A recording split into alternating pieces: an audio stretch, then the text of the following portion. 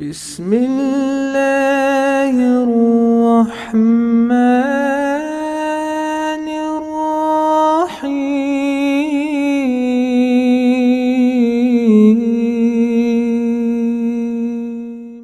مطمئن زندگی کا تعلق زیادہ سے نہیں ہے بلکہ قناعت سے ہے۔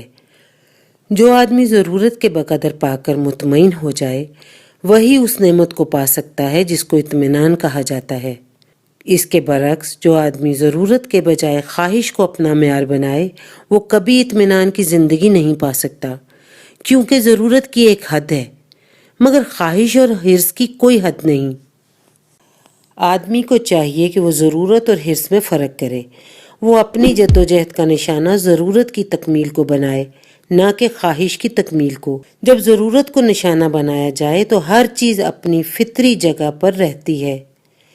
آدمی ضرورت کی فراہمی کے بعد اس کا وقت پا لیتا ہے کہ وہ زندگی کے اعلیٰ مقاصد میں بھی اپنے آپ کو مصروف کر سکے۔ اس کے برعکس جب ضرورت کے بجائے حرص کو نشانہ بنا لیا جائے تو آدمی صرف کمانے والا حیوان بن جاتا ہے۔ اس کے پاس کوئی ایسا وقت نہیں بچتا جس میں وہ اعلیٰ انسانی تقاضوں کی تکمیل میں اپنا حصہ ادا کر سکے۔ ضرورت کو نشانہ بنانے کی صورت میں زندگی کا نظام اپنے فطری دائرے میں ہوتا ہے۔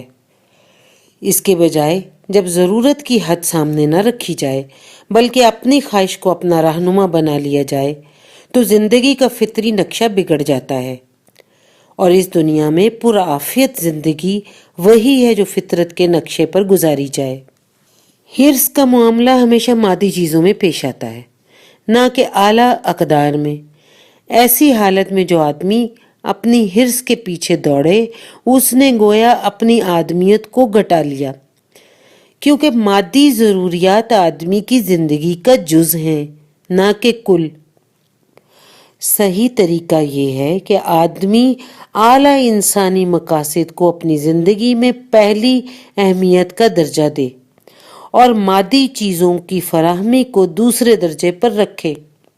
حدیث میں آیا ہے کہ پیغمبر اسلام صلی اللہ علیہ وسلم نے فرمایا کہ جو آدمی بقدر ضرورت پر قناعت نہ کرے تو وہ ساری زندگی غیر مطمئن حالت میں رہے گا۔